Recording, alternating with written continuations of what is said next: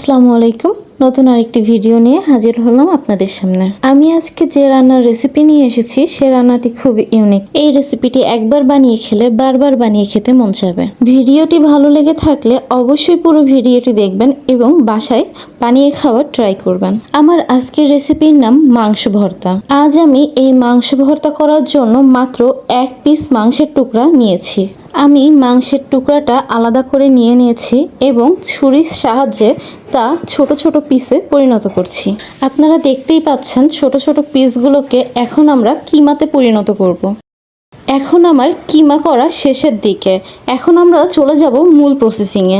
আমি মাংসের ভর্তা তৈরি করার জন্য অলরেডি একটা প্যান চুলায় বসিয়ে রেখেছি এবং মাংসের ভর্তা বানানোর জন্য যে যে উপকরণ প্রয়োজন তা রেডি করে রেখেছি।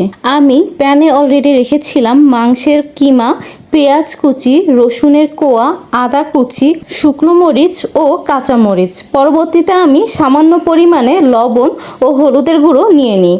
এরপর আমি সরিষার তেল দিয়ে সমগ্র উপকরণগুলো ভেজে নিই।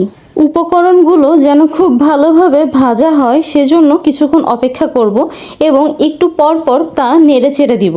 এখন আমি দিয়ে নিব পানি। এখানে আমি 1 কাপ পরিমাণ পানি নিলেও পুরোপুরি 1 কাপ পরিমাণ পানি ব্যবহার করিনি, আধা কাপ পানির একটু বেশি ব্যবহার করেছি। এখন আমি বেশ কয়েকবার নেড়ে চেড়ে পাত্রটা ঢাকনা দিয়ে ঢেকে দেব। এই সময় সম্পূর্ণ রান্নাটি হবে মাঝারি আঁচে। এই যে দেখুন পানি শুকিয়ে এসেছে। এখন আমি আবার ভালো করে নেড়ে চেড়ে দিচ্ছি। যখন আমি দেখব আমার রান্না শুকনো শুকনো হয়ে এসেছে তখন আমি পাটায় তা ঢেলে নিব। আমি যখন প্রথম এই রেসিপিটি দেখেছিলাম তখন ভেবেছিলাম খেতে কেমন হবে, আদৌ কি এটা খাওয়া যাবে কিনা। কিন্তু আমি যখন এটা প্রথমবার ট্রাই করলাম, বাসায় খেলাম এবং বাসায় সবাইকে খাওয়ালাম, সবাই অনেক প্রশংসা করেছিল। খুবই স্বল্প উপকরণে অল্প সময়ে এই রেসিপিটি তৈরি করা যায়, যা স্বাদেও অতুলনীয়। এই যে আমি মাংসটা খুব ভালোভাবে পাটায় ম্যাশ করে নিলাম।